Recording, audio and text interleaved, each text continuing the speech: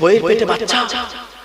ডাক্তারকে জিজ্ঞাসা করছে, স্যার আমার স্ত্রীর পেটের বাচ্চা নরমালে না সিজারে? ডাক্তার বলছে, আল্ট্রাসোনোগ্রাফি করে যা দেখলাম মোটামুটি ইউএসজি যে রিপোর্ট যা এলো না, তোর বইয়ের পেটের বাচ্চা নরমালে। ও তখন ডাক্তারকে বলছে, স্যার নরমালে বাচ্চা হলে কত টাকা খরচা? তা ডাক্তার বলছে, ধরে নে মোটামুটি 20,000 টাকা। ওর ব্যাংকে আছে 50,000 টাকা। কত কত কত কত আছে ব্যাংকে? 50,000। ও মনে মনে ভাবছে, নামাজ পড়ার দরকার নেই, আল্লাহর টাকা দরকার নেই। ডাক্তার তো বলেই দিয়েছে 20,000 টাকা লাগবে, 30,000 টাকা তো থাকবে, ঠিক না বেটি? তো নামাজও পড়ে নি, আল্লাহর টাকা নেই। হঠাৎ একদিন গভীর রাতে ওর বইয়ের পেটের বাচ্চা প্রসব বেদনা উঠেছে। ও এবার ডাক্তারকে ফোন লাগিয়েছে। রাতে 1টা বাজে, শীতকালে রাত 1টা বাজে, পৌষ মাসে ঠান্ডা। হ্যালো, আসসালামু আলাইকুম স্যার। হিন্দু হোক আর মুসলিম হোক, তাকে বললো স্যার। কে? হ্যালো, কে? তা সে ওদিক দিয়ে ডাক্তার বউ বলছে, কে? স্যার আজকে যে দুপুরবেলা আপনাকে যে দেখালাম ওই শাসনের কাছে থানার পাশে যে আপনি বসছিলেন, ওই ওই ওই পেশেন্টের স্বামী বলছি। হ্যাঁ বলো বলো, কি হয়েছে? স্যার আমার বইয়ের পেটে প্রসব বেদনা উঠেছে স্যার, ছটফট করছে, কি করব স্যার? বলছে, তাড়াতাড়ি তুমি এক্ষুনি চলে এসো। কাজ করে একটা নার্সিং হোমের নাম বলে দিল, ওই নার্সিং হোমে চলে এসো, জাস্ট ফর এক্সাম্পল। চলে এসো। ও ছুটে চলে গেল ওর বউকে নিয়ে, তাড়াতাড়ি করে মারুতি বাড়ি থেকে চলে গেল। ডাক্তার ওদিক দিয়ে চলে এলো, গাড়ি দিয়ে, 4 চাকা গাড়ি দিয়ে চলে এলো গভীর রাতে। এসে সঙ্গে সঙ্গে দেখবেন অপারেশন একটা ডেস আছে, অপারেশনে একটা ডেস আছে, আছে না বাবা? ওটি বলা, ওটি মানে অপারেশন থিয়েটার। তো ওটিতে ঢুকে গেল ডাক্তার ওর বউকে নিয়ে, ঢুকে গেল। আচ্ছা বলো, ওর বউকে নিয়ে ঢুকে গেল, ও বাইরে কি করে বলতে পারবেন? ওর অ্যাটিটিউডটা দেখুন, থেকে এইরকম করবে, মোবাইল টিপবে, মানে টেনশন। আল্লাহ ফেরেশতাদের বলছে দেখ, আল্লাহ ফেরেশতাদের বলছে দেখ, কেলোর কিটা দেখ, খালি কেমন টেনশন করছে। ওর বউ কোথায় আছে? আরে ভাই বলুন, কথা বলুন।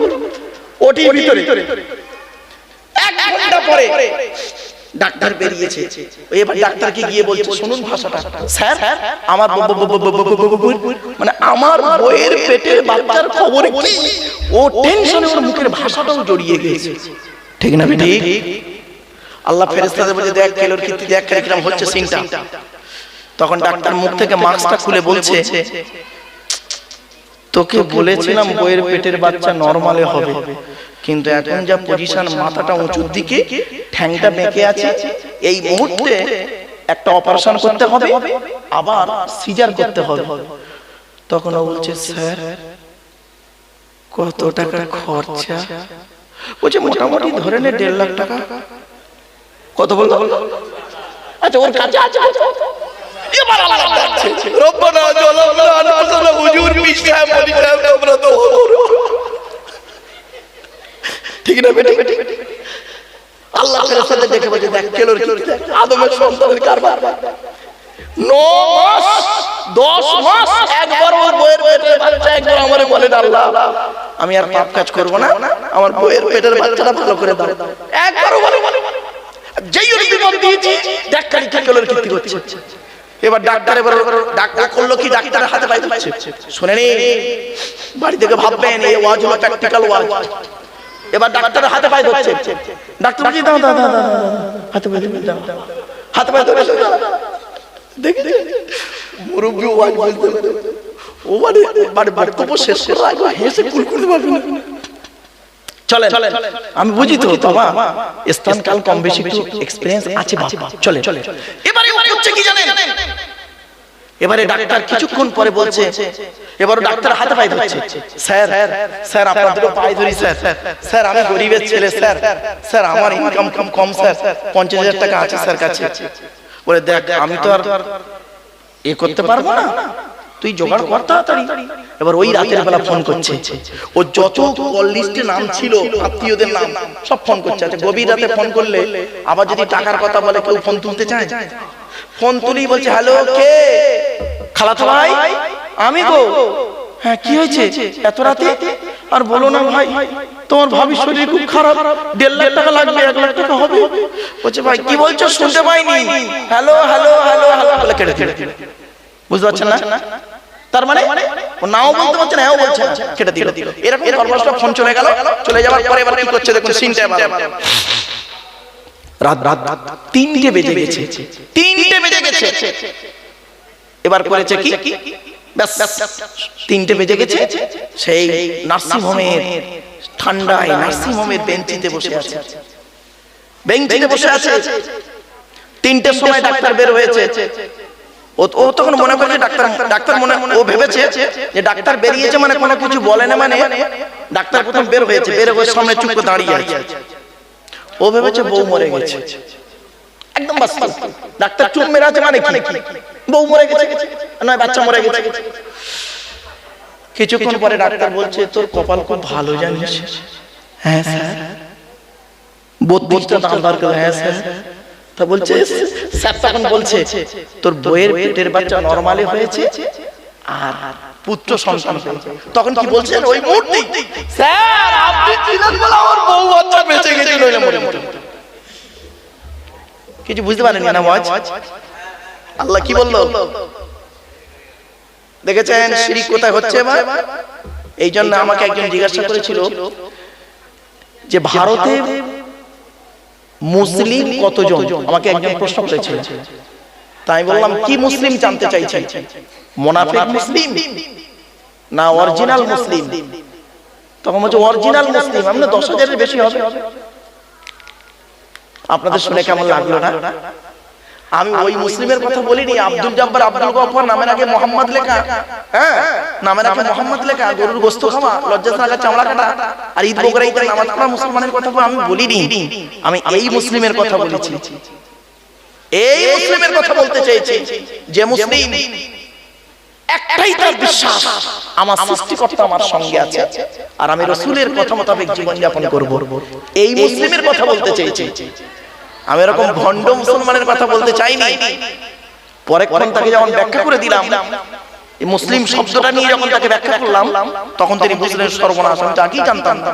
এজন্য আপনাদের অনুরোধ করে বলে যাচ্ছি, মসজিদ কমিটির দায়িত্ব রাখবে 1 নম্বর লোকটাকে, যে ব্যক্তি 100% আল্লাহকে বিশ্বাস করবে। জোরে বলুন সুবহানাল্লাহ। 2 নম্বর হলো যে ব্যক্তি কিয়ামতকে 100% বিশ্বাস করবে। দুনিয়াতে তো আল্লাহকে 100% বিশ্বাস করছে, আবার পরকালটাকেও বিশ্বাস করবে। কি রকম বিশ্বাস করবে? আমার মৃত্যু হবে, কবরে আমার শুতে হবে, কিয়ামতের মাঠে উঠতে হবে, আমার জবাব দিতে হবে। আমি কি জবাব দেব আল্লাহর সামনে? মানুষের সামনে জবাব দেওয়াটা কোনো ম্যাটার নয়, ওই মাঠে জবাব দেওয়াটাই সবথেকে বড় জিনিস। এই ঈদগাহর মাঠে বসে আছেন আপনারা, এই মাঠটার মূল্য কম, মূল্য হলো ওই মাঠটাই যে মাঠটায় বাপ তার ছেলের কোনো উপকার করতে পারবে না, ছেলে তার বাপের কোনো উপকার করতে পারবে না, ভাই বোনের কোনো উপকার করতে পারবে না, বোন ভাইয়ের উপকার করতে পারবে না। এখানেই যদি আপনাদের কোনো কিছু হয়ে যায়, জলসা কমিটির লোকেরা ফট করে নিয়ে ছুটবে কথা হসপিটালে, ঠিক না বেঠিক? কিয়ামতের মাঠে কেউ কারোর হবে না, সেই মাঠের ভয় করুন আপনারা। আপনাদের অনুরোধ করে বলে যে ঈদগাহ মাঠের ভয় না করে বাবা, সেই মাঠের ভয় করো যে মাঠে বাপ তার ছেলের কোনো উপকার করতে পারবে না, স্বামী তার স্ত্রীর থেকে চলে যাবে, স্ত্রী তার স্বামী থেকে চলে যাবে। আচ্ছা এইটা কোরআনে আছে না বাবা? কোরআনে আছে। আমি বলে দিচ্ছি, আয়াতটা পড়ে বাংলা মানে করে দিচ্ছি। ইয়া আইয়ুহান নাসু তাকু রাব্বাকুম ওয়াখশাউ ইয়াওমান লা ইয়াজজি ওয়ালিদুন আন ওয়ালাদিহি ওয়ালা মাউলুদুন হুয়া জাযিন আও ওয়ালিদিহি শাইয়্যা ইন্না ওয়া'দাল্লাহি হাক্কুন ফালা তাগুররান্নাকুমুল হায়াতুদ দুনিয়া ওয়ালা ইয়াগুররান্নাকুম বিল্লাহিল গরুর। 21 নম্বর পারা 13 নম্বর পৃষ্ঠা 11 নম্বর লাইন, সূরার নাম সূরা লোকমানের 33 নম্বর আয়াত। আল্লাহ বলে মানব জাতি সেই দিনের ভয় তোমরা করো যেদিন বাপ তার ছেলের কোনো উপকার করতে পারবে না, ছেলে তার বাপের কোনো উপকার করতে পারবে না, স্বামী তার স্ত্রীর কোনো উপকার করতে পারবে না, স্ত্রী তার স্বামীর কোনো উপকার করতে পারবে না। সেই দিনের ভয় তোমরা করো যেদিন একে অপরকে থেকে ছুটে পালাবে। ইয়াউমা ইয়াফিরুল মারউ মিন আখিহি ওয়া উম্মিহি ওয়া আবিহি ওয়া সাহিবাতিহি ওয়া বানিহি। ওরে বাপ তার ছেলের থেকে পালাবে, ছেলে তার বাপ থেকে পালাবে, স্বামী তার স্ত্রী থেকে পালাবে, স্ত্রী তার স্বামী থেকে পালাবে, ভাই তার বোন থেকে পালাবে, বোন তার ভাই থেকে পালাবে। সেই দিনের ভয় তোমরা করো, সেই দিনটার কথা একবারে চিন্তা করো। সেই দিন কেউ কাউকে থাকবে না বাবা, সেই দিনের ভয় করো। আমি যুবক ভাইদেরকে বলছি, ও বন্ধু যুবকেরা, তোমরা সেই দিনের ভয় করো। কবরে শুতে হবে একদিন, কবর কাউকে ছাড়ে না, মনে রাখবেন। আচ্ছা ছোট একটা উদাহরণ দিচ্ছি আপনাদেরকে, মা বোনেরা ভালো করে শুনে নিন। আপনাদের গ্রামে কোন লোক মারা গেলে আপনারা তাকে কি করেন? গোসল দিয়ে, জানাজা পড়িয়ে, কাপড় পরিয়ে, মাটি দিয়ে চলে আসেন, তাই তো নাকি বাবা? কাপড় পরিয়ে, জানাজা গোসল দিয়ে, জানাজা পড়িয়ে, মাটি দিয়ে চলে আসেন, তাই তো নাকি? আরে ভাই বলুন না একটু। হ্যাঁ হ্যাঁ। আচ্ছা 20 দিন পর, কতদিন? 20 দিন পরে কবরটা একটু খুলে দেখেছেন কোনদিন? দেখবেন একবার দেখবেন, আমি আপনাদের বলে যাচ্ছি। 20 দিন পর মানুষটা মারা গেছে, 20 দিন পরে কবরের দুটো বাঁশ সরিয়ে একটু দেখবেন কেমন আছে। 20 দিন কি হয় দেখুন। 20 দিনের মধ্যে, মা বোনেরা ভালো করে শুনে নিন, 20 দিন পরে, 20 দিনের মধ্যে কি হয় ঘটে দেখুন। মানুষ যখন মাটি দিয়ে চলে আসা হয়, 8 থেকে 10 দিন পর মাথার চুলগুলো, গায়ের লোমগুলো, হাতের নখগুলো খসে খসে পড়ে যায়। 12 থেকে 14 দিন পরে ব্রেনটা পচে গিয়ে নাক দিয়ে, কান দিয়ে, গাল দিয়ে গড়াতে থাকে। 18 থেকে 20 দিন পর পেটটা ফেটে যায়, পোকায় তৈরি হয়। 2 মাস পর গোটা দেহটাই মাংস চামড়া পোকায় খেয়ে নেয়, ফ্রেমটা পড়ে থাকে। 6 মাস পর দেহে কয়েক কটা হাড়, মোটা হাড় ছাড়া সব পোকায় খেয়ে নেয়। ও শিমুল গাছি আর নারী পুরুষরা, কোথায় গেল তোমার সুন্দর দেহ? কোথায় গেল টাকা পয়সা? মাটির দেহ মাটি হবে, পুড়ে হবে ছাই। এ দেহ পচা দেহ, গরব কিসের ভাই? কিছু বুঝতে পারছেন না? শুনে নিন, কবর 4টে কথা বলে। মা বোনেরা ভালো করে শুনে নিন, কবর 4টে কথা বলে। 1 নাম্বার কবর বলে, আমি কবর সাপ, আমি কবর দরজা জানালা ছাড়া ঘর। আজকের বাড়িতে যাবেন, কাল দুপুর পর, কাল 24 ঘন্টা দরজা জানালা বন্ধ করে, লাইট গুলো অফ করে থেকে দেখবেন, বুঝতে পারবেন কবর কি জিনিস। 24 ঘন্টা একদিন থাকবেন। আর কবর কি জিনিস বোঝার জন্য একটা সহজ উদাহরণ দিচ্ছি। যারা ওই ক্যান্টনমেন্টে থাকে, মানে ফাঁসির আসামি জানেন, ফাঁসির আসামি যারা হয় তাদেরকে একটা ঘরের মধ্যে থাকতে হয় 6 ফুট বাই 6 ফুট। কিছু বুঝতে পারছেন আমার কথা? 6 ফুট বাই 6 ফুট ঘরে থাকে যারা, একটা ঘরে একটাই থাকে, লোহার ঘরের ভিতরে 6 ফুট বাই 6 ফুট ঘরে একটা লোক থাকে। ওই লোকটার কাছে একবার জিজ্ঞাসা করবেন কবর কি জিনিস, উনি বুঝতে পারবেন যে একাকিত্ব কি জিনিস। 2 নাম্বার হচ্ছে কবর বলছে, আমি কবর সাপ, বিছে, পোকামাকড়ের ঘর। তোর সুন্দর দেহকে খাবার জন্য পর্যাপ্ত পরিমাণ সাপ, বিছে, পোকামাকড় আমার কাছে প্রস্তুত। 3 নাম্বার হলো কবর বলছে, আমি কবর কাউকে চিনি না। কে মৌলানা সাহেব, পীর সাহেব, মুফতি সাহেব, ইমাম সাহেব, বক্তা সাহেব, কোন সাহেবকে আমি চিনি না, আমি তার আমলটা কি চিনি। কিছু বুঝতে পারছেন? 4 নাম্বার কবর বলে, আমি কবর আমার উপরে লাইটিং করতে গেলে, আমার উপরে ফুল দিয়ে সাজাতে গেলে টাকার প্রয়োজন হয়, আর আমার ভেতরটা আলোকিত করতে গেলে নেক আমলের প্রয়োজন হয়। আমার বাপেরা কবরে কিভাবে শুতে পাবেন, কিভাবে থাকবেন, সেই একটু দয়া করে একটু সময় দিয়ে শুনে যান। কবরটা যাতে আমাদের আলোকিত হয়, মৃত্যুটা যাতে ঈমানের সহিত মরণ হয়। ছোট্ট একটা উদাহরণ দিচ্ছি। আমাদের দেহের মধ্যে আল্লাহ পাক 4টে গুরুত্বপূর্ণ জিনিস দিয়েছে। কটা? 4টে। কি? 1 নাম্বার ব্রেন। এই 4টে একটা যদি মানে নষ্ট হয়ে যায়, আপনি মারা যাবেন 100%। 4টের একটা কি? 1 নাম্বার ব্রেন। কি বললাম? ব্রেন যদি স্ট্রোক করে আপনি বাঁচবেন না। ডাক্তারে দেয় 72 ঘন্টা সময়, ঠিক না? 72 ঘন্টার মধ্যে হয় বেঁচে আসবে নয় মরে যাবে 100%। ব্রেন। আর 2 নাম্বার হলো কি? হার্ট। কি? হার্ট। 3 হার্ট ব্লক হয়ে যায়, আপনি শেষ। 4 নাম্বার কি? 4 নাম্বার হলো লিভার। কি বললাম? এই জন্য আপনাদের বলে যাচ্ছি লিভারটাকে ঠিক রাখবেন, হার্টটাকে ঠিক রাখবেন, ব্রেনটাকে ঠিক রাখবেন। অযথা টেনশন করবেন না। কার জন্য টেনশন করবেন? কার জন্য টেনশন করবেন? মানুষ দুনিয়া করে যে টেনশন করে, ওই টেনশন যদি 100% এর 10% যদি আখিরাতের টেনশন করত, তাহলে পৃথিবীতে আল্লাহ ওয়ালা হয়ে যেত। ঠিক না বেটা? দুনিয়া নিয়ে যা টেনশন করে, আমার বউ কি খাবে, ছেলে কি খাবে, এই করবে তাই করবে, ইনকাম করবে, এই সব দুনিয়া নিয়ে যে টেনশন করে, যদি 10% যদি আখিরাতের টেনশন করত, আমার বাপেরা কবরে শুতে হবে, চোখ বন্ধ হবেই হবে একদিন না একদিন। সেই দিন কেউ কারো থাকবে না। সেই দিনের কথা একটু ভাবো। আর যারা মরে গেছে, আচ্ছা ছোট্ট একটা উদাহরণ দিচ্ছি। আল্লাহর নবী বলেছেন, এই দেখেন একের পর প্রশ্ন আসছে। আল্লাহর নবী বলেছেন মানুষ মারা গেলে জানাজায় হাজির হতে হবে, বলেছে তো?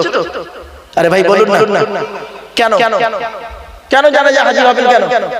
আমার সঙ্গে আপনার কিসের সম্পর্ক? আমার বাপ না খালু? আপনি আপনার সঙ্গে ব্লাডের সম্পর্ক নেই, কিছু নেই। আমার বাড়ি দক্ষিণ 24 পরগনা, আপনার বাড়ি উত্তর 24 পরগনা। আমি মরে গেলে আপনি কেন যাবেন? মুসলমান, আপনার এলাকার মুসলমান নিয়ে চালিয়ে হয়ে যাবে।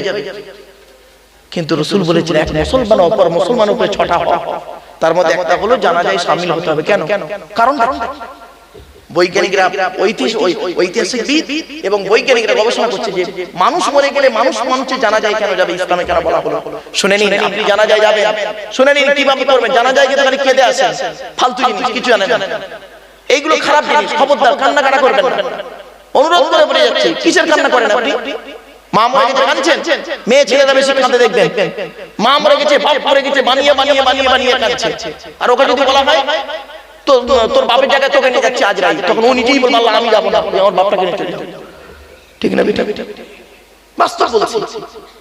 ও ফরশো কান্না, খবরদার ও কান্না কাঁদবেন না। আপনি কাঁদুন, নামাজের পাটিতে বসে আল্লাহর কাছে কাঁদুন সাজদায়, দেখবেন ওই কান্নাটা সলিড কান্না।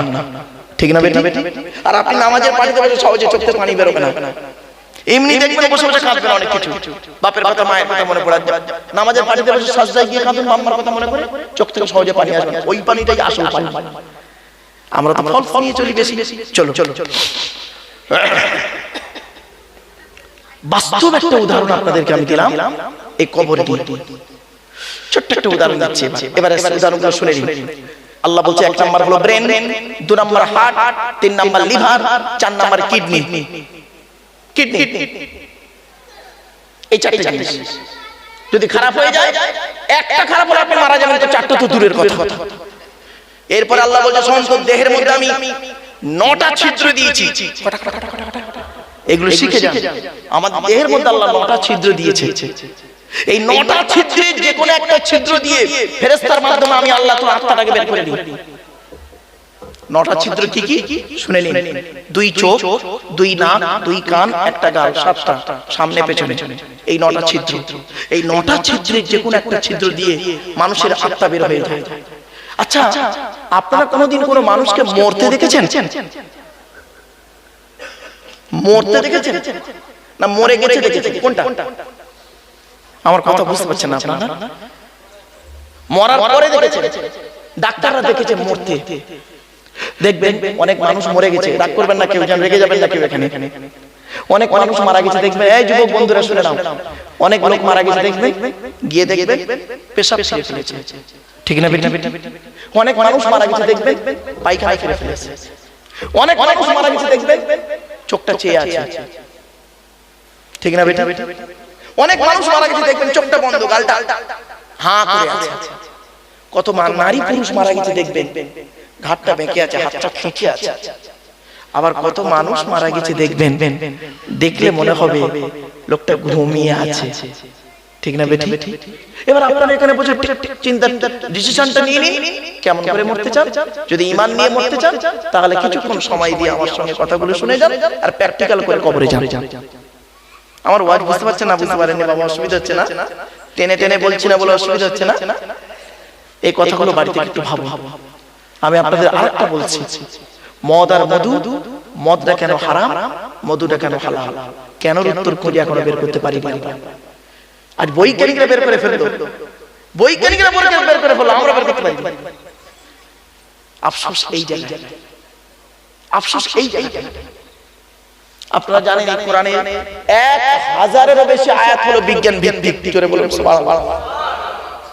1000 বিজ্ঞানের সাথে সম্পর্ক।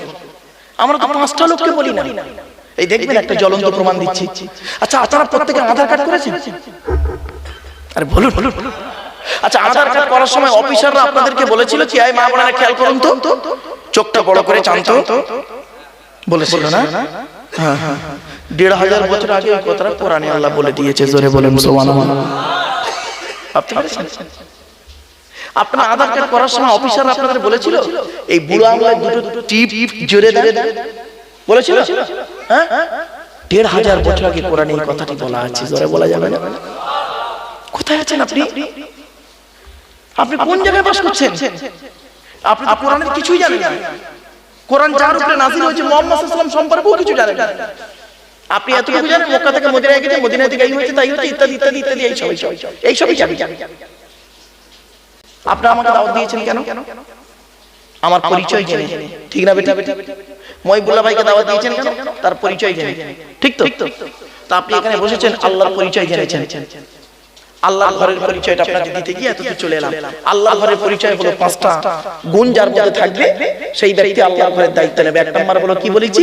100% আল্লাহকে বিশ্বাস করবে। 2 নাম্বার কি বলেছি? 100% কিয়ামতকে বিশ্বাস করবে। 3 নাম্বার শুনুন এবার, ওয়া আকামাস সালাত, যে ব্যক্তি 5 ওয়াক্ত নামাজ আদায় করবে ওই লোকটা মসজিদ কমিটির দায়িত্ব নেবে। আপনি তো 5 ওয়াক্ত নামাজ পড়েন না, আপনি কেন কমিটিতে হতে গেছেন? আপনি কেন কমিটি হয়েছেন? আপনি সভাপতি হয়েছেন, সেক্রেটারি হয়েছেন, নিজে 5 ওয়াক্ত নামাজ পড়েন? আমি বলিনি যে আপনাকে জামাতে নামাজ পড়তে। আপনি ব্যস্ত মানুষ, আপনি নিজে কি 5 ওয়াক্ত নামাজ পড়েন? ভাববেন বাবা, ভাববেন না মসজিদের সেক্রেটারি, সভাপতি, ক্যাশিয়ার হয়ে গেলি, কমিটি হলি আপনি কিয়ামতের মাঠে নাজাত পাবেন? এটা এই আশা আপনি করবেন না।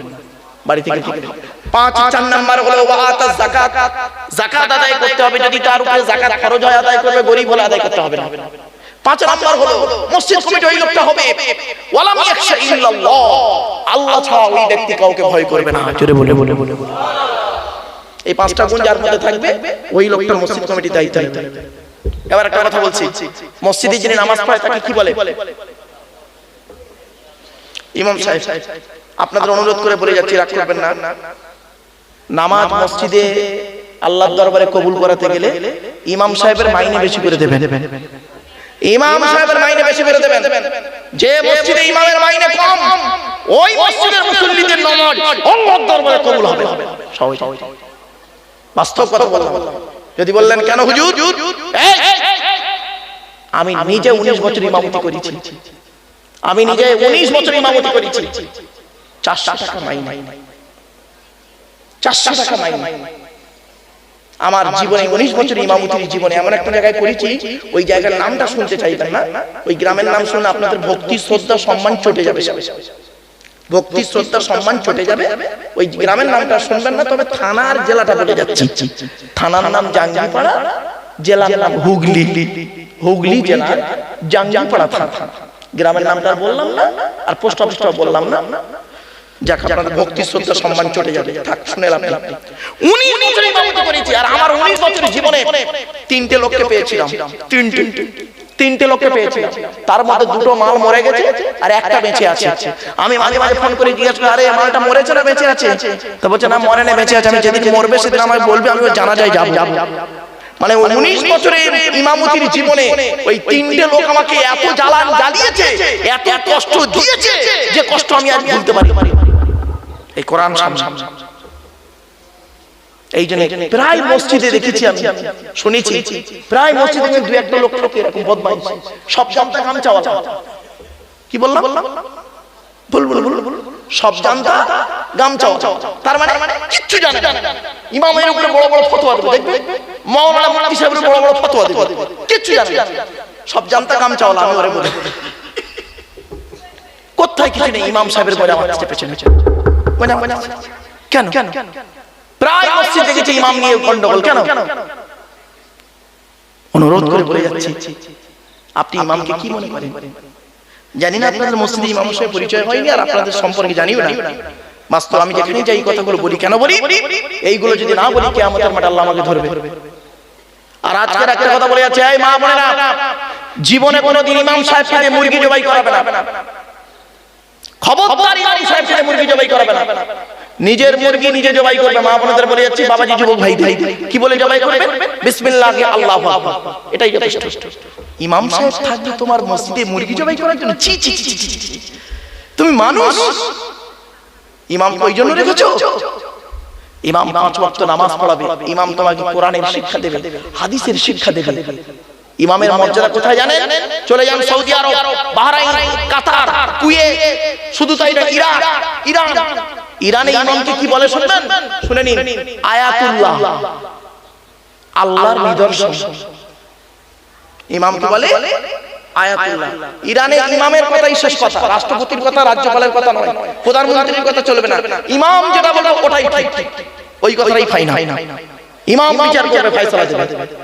ইমামের মর্যাদা বুঝতে পারছেন? আর আমাদের কি? আল্লাহু আকবার। এই জন্য আপনাদের আমি অনুরোধ করে বলে যাচ্ছি, বাবা এই জিনিসগুলো একটু লক্ষ্য রাখুন। চলো এবার আসছি, ইমাম মসজিদে যিনি আজান দেন তাকে কি বলে? মুয়াজ্জিন। বেশিরভাগ মুয়াজ্জিনের, পশ্চিম বাংলায় বেশিরভাগ মুয়াজ্জিনের আজান শুদ্ধ নেই, অশুদ্ধ, ভুল। আজান দিচ্ছে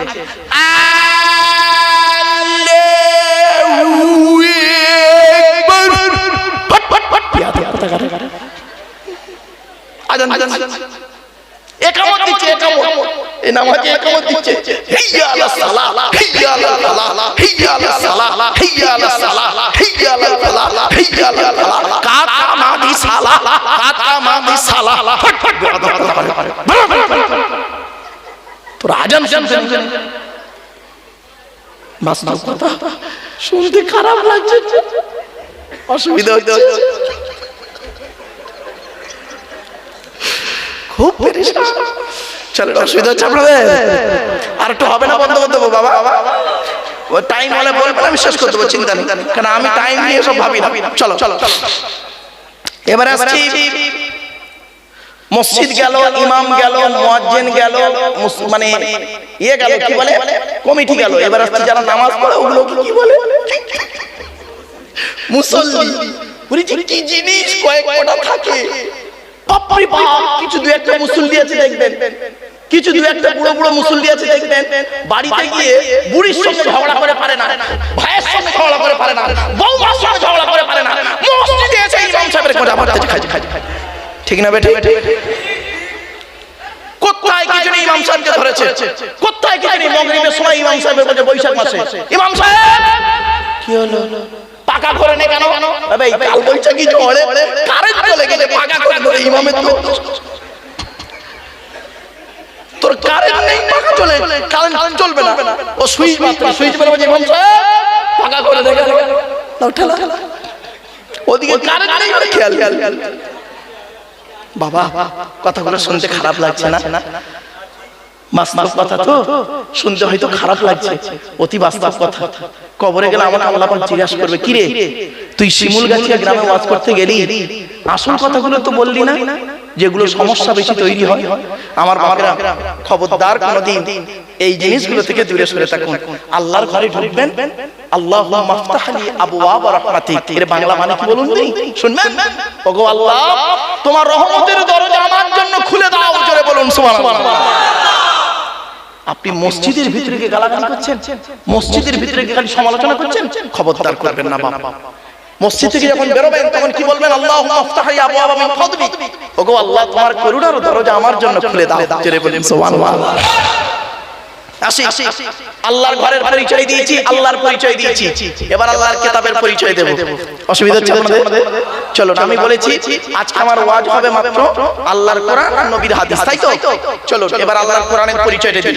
আল্লাহর পরিচয় দিয়েছি, আল্লাহর ঘরের পরিচয় দিয়েছি, আল্লাহর কিতাবের পরিচয় দিচ্ছি। চলো এ কোরআন আল্লাহ তরফ থেকে জিবরাইলের মাধ্যমে হযরত মুহাম্মদ সাল্লাল্লাহু আলাইহি সাল্লামের উপরে আরবের মক্কা নগরের নিকটবর্তী একটি গোয়াটির নাম হলো হেরা। হেরা নামক গোয়াতে 610 খ্রিস্টাব্দে 1 ফেব্রুয়ারি সোমবার কোরআনের প্রথম আয়াত নাযিল হলো। কি? ইকরা, রিড, পড়ো পড়ো পড়ো। কোরআনে 82 জায়গায় লেখা আছে নামাজের কথা। নামাজের কথা কত জায়গা আছে বাবা? 82 জায়গায়। আর 92 জায়গায় লেখা আছে লেখাপড়ার কথা। তো কোন সংখ্যাটা বেশি, 82 না 92? 92। তাহলে লেখাপড়ায় পিছিয়ে কেন বাবা? লেখাপড়ায় পিছিয়ে কেন? হযরত মুহাম্মদ সাল্লাল্লাহু আলাইহি ওয়াসাল্লাম বলেছেন উতলুবুল ইলমা মিনাল মাহদি ইলাল লাহাদ, দোলনা থেকে নিয়ে কবর পর্যন্ত লেখাপড়া শেখো। আজ আমরা লেখাপড়ায় পিছিয়ে।